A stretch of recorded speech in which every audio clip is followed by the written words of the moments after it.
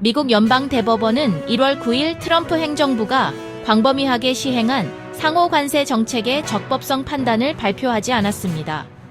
이 판결은 단순한 관세 사건이 아니라 행정부 권한의 범위, 무역 정책의 안정성, 그리고 글로벌 경제 체계 전반에 영향을 미칠 수 있는 사안입니다. 트럼프 행정부는 국제비상경제권-한법 IEPA를 근거로 광범위한 관세를 부과했습니다. 이 관세는 한국과도 연관이 있고 한국산 수입품에 대한 관세율 조정 등 여러 무역 이슈를 낳았습니다. 하급심과 항소심에서는 대통령 권한을 넘어섰다는 판단이 나왔습니다. 대법원은 대통령 권한 해석과 무역 경제 정책에 대한 사법적 검토의 최종 판단을 맡고 있습니다.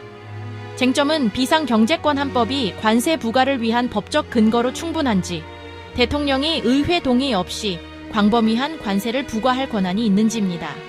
이 문제는 향후 행정부 권한 범위와 의회 견제 구조에도 중요한 선례가 될 수 있습니다. 대법관들은 사건의 중요성과 법적 복잡성을 검토하며 예상된 날짜에 해당 사건을 처리하지 않았습니다. 법원의 관례상 판결 처리 사건명과 일정을 사전에 공개하지 않기 때문에 연기 여부는 흔한 일입니다. 그러나 여러 언론과 시장은 이번 사건이 주요 사건으로 거론되면서 판결이 발표될 가능성을 점쳤습니다. 결국 이날은 다른 형사 사건만 판결되었습니다. 대법원은 1월 14일 이후에 주요 사건 판결 일정을 공지했으며 이 사건이 그날 발표될 가능성도 거론됩니다. 다만 구체적으로 어떤 사건이 다뤄질지는 선고 당일까지 불명입니다. 이런 일정 불확실성이 정책과 시장 리스크를 만들어냅니다. 만약 대법원이 관세를 위법으로 판단하면 수입업체들은 거액의 환급을 받을 가능성이 있습니다. 한 보고에 따르면 환급 대상 관세액은 최대 수천억 달러 규모에 이를 수 있다는 전망이 나옵니다. 이 경우 환급 절차와 기간 등도 시장 변수로 작용할 수 있습니다. 관세 정책의 최종 판단은 미국의 통상 정책 방향과 국제 교역 구조에도 영향을 미칠 수 있으며 다자 간 무역 관계 및 투자 흐름에도 파급될 수 있습니다. 기업들은 수입 비용과 공급망 전략을 다시 설계할지도 모릅니다.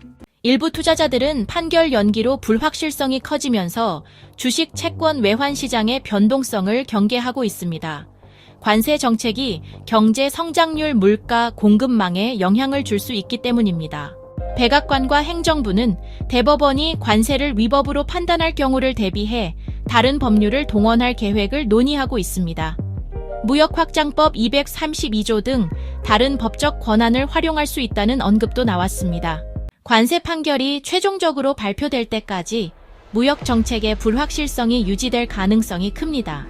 대법원의 결정이 시장과 글로벌 교역에 중대한 영향을 줄 수 있는 만큼 관련 행보를 면밀히 지켜봐야 합니다.